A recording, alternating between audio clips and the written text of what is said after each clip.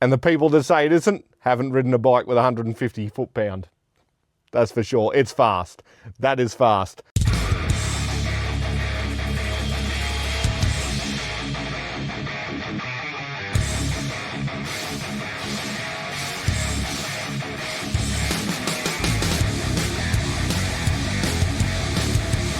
Welcome back to EBT Performance Pakenham, the home of Squid Speed Shop.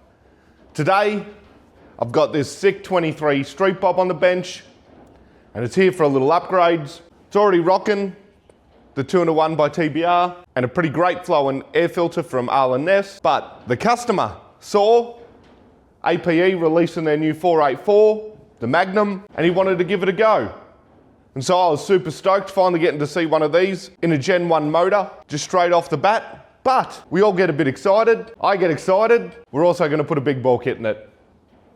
Why not? While we're here, let's turn this thing into a proper street beast. So we're putting in an S&S 132 kit. We're also putting the high performance studs in.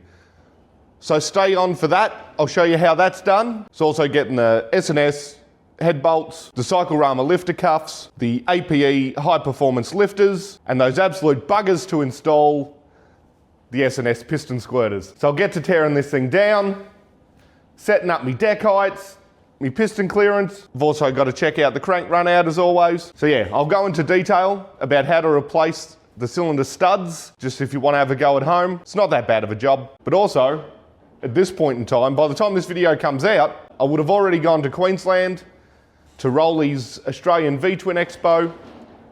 Look, I'm hoping it's going to be a blast. I assume it will be. But that means it's a couple days off here in the shop for me.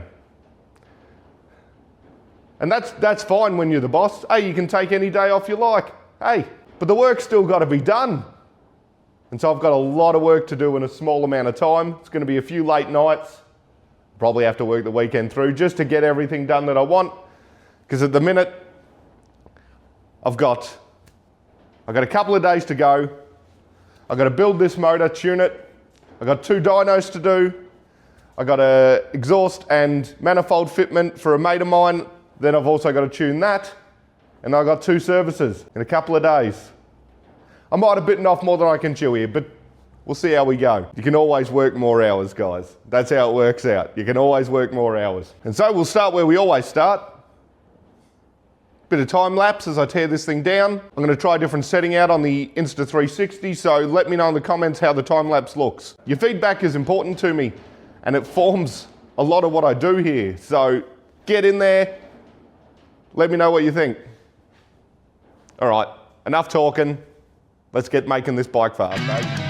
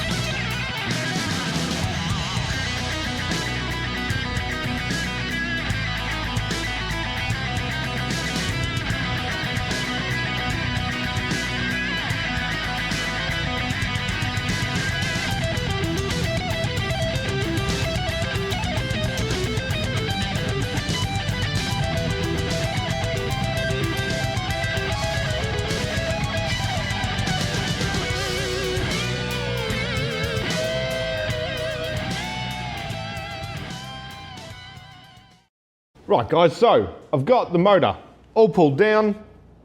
It's time to remove these studs, and it's more simple than you think. All you have to use the two nuts. So we thread them on.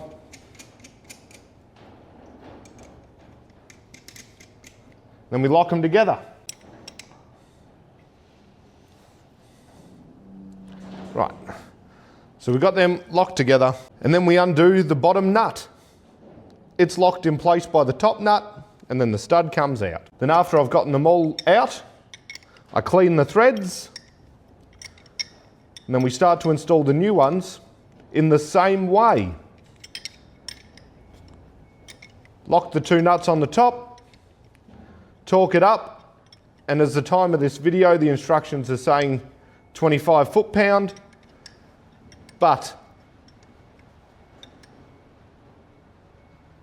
what you have to keep in mind is a lot of companies now are going to digital instructions so that they can be updated. So make sure to scan the QR code that comes with your new high performance studs. Sorry, the brain is struggling a little bit to speak and undo this at the same time.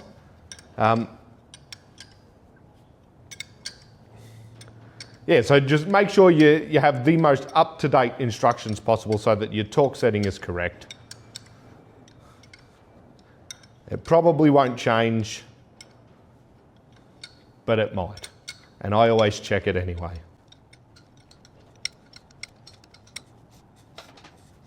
So we've got one stud out. We'll run the thread chaser in just to clean up any old Loctite.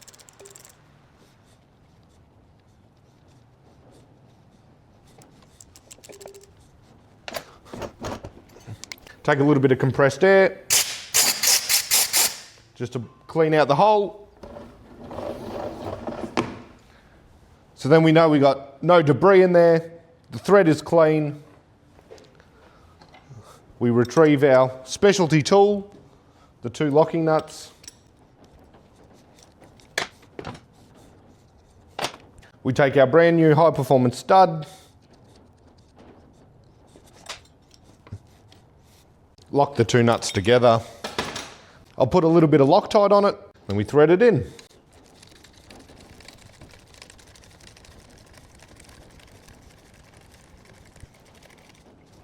.25 foot-pound.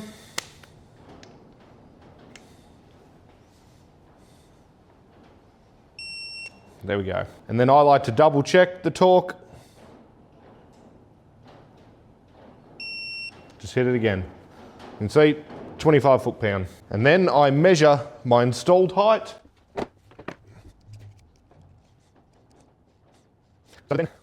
Then once I have that measurement, I can compare all of my studs at the end, make sure they're all set to the same within a certain tolerance. So that's how you change your stud. I'm going to get cracking and do the other 7. Then I'll put this motor back together, get everything dialed, and we'll get it on the dyno, and we'll see how much power this thing can make. I'm really excited to see how one of these Rama 484 Magnums go in a Gen 1. Yeah, our data is going to be a little bit skewed because of the 132 kit, but still interesting nonetheless to see the power curve and how that all works out. So I'm excited.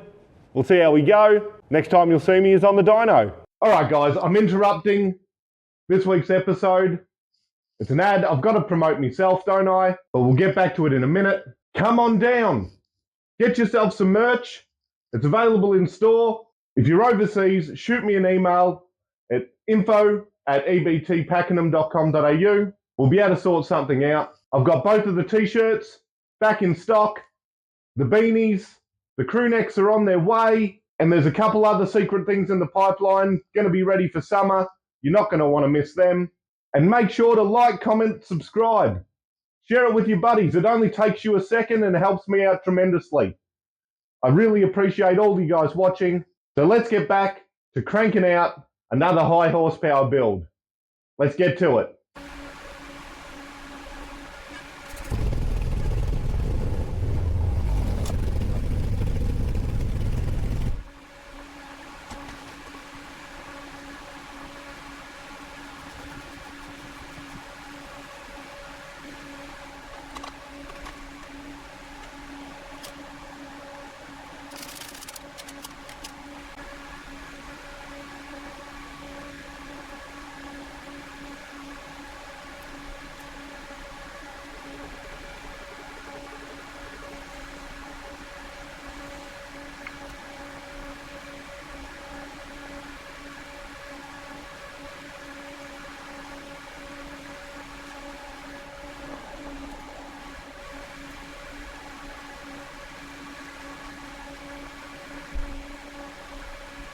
Let's see how much horsepower this street bob can make with the Rama 484 from APE and an S&S 132 kit.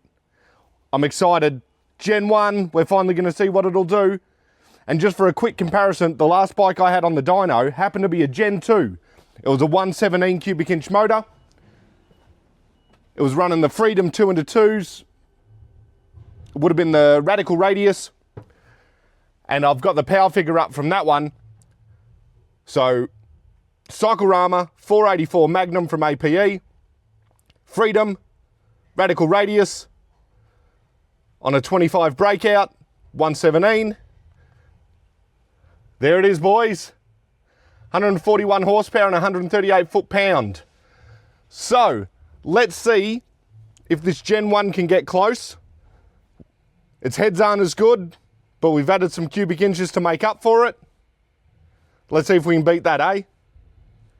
I'll start tuning it. We'll get after it. So I'm going to spend the next many hours working me magic, making this thing run perfect. Let's see just how much power it'll make.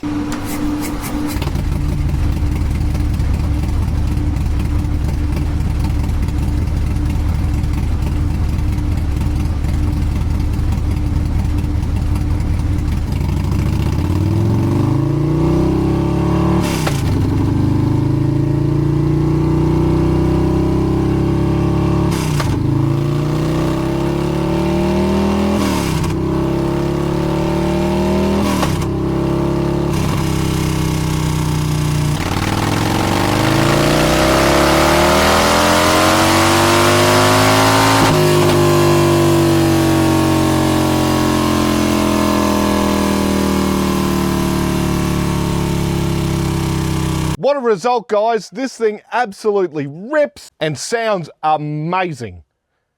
That's one of the biggest takeaways. Man, these things are so choppy at idle. It's crazy. This 484 Magnum, man, it is just choppy. It's what it does.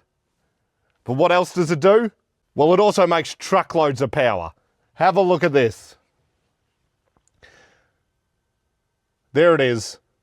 In its glory, 138 horsepower and 152 foot-pound. And you know what, to me, that's pretty damn good. Anytime you're making more horsepower than you have cubic inches on these Harleys is just crazy. It's such a good time.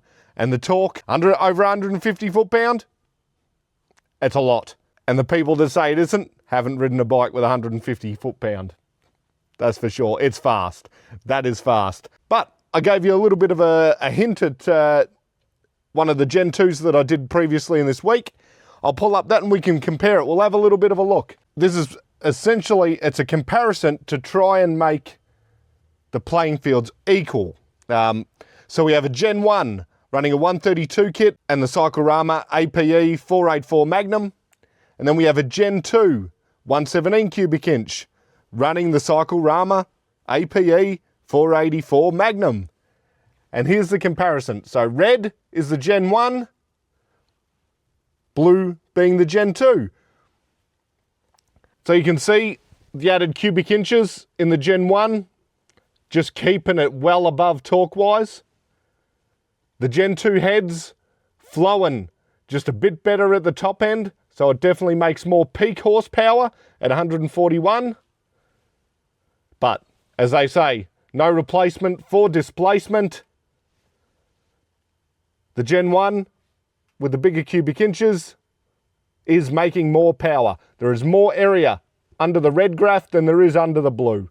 So I just thought it was a neat comparison, because we all know these Gen 2s are making crazy power for minimal mods, and that's fantastic. But there's a lot of you boys still on Gen 1s, ton of yous.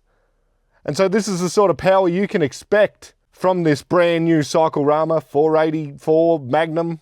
It's a long title. Can I just call it the APE 484? I think that's just what I'm going to call it from now on. The name's too long. I could not be happier with the result for this customer, especially in a street bob with a skinny tyre. This thing's going to fry everywhere it goes. So if you like what you've seen, make sure to like, comment and subscribe. Share it with your buddies. It helps me out tremendously. and I love going back and forth with you in the comments section. Make sure to come in, grab yourself some merch. It all goes into supporting what I'm doing here on the channel. Go check out the Instagram and the Facebook.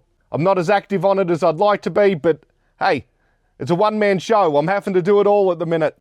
But I'll see you in the next one, guys. Uru.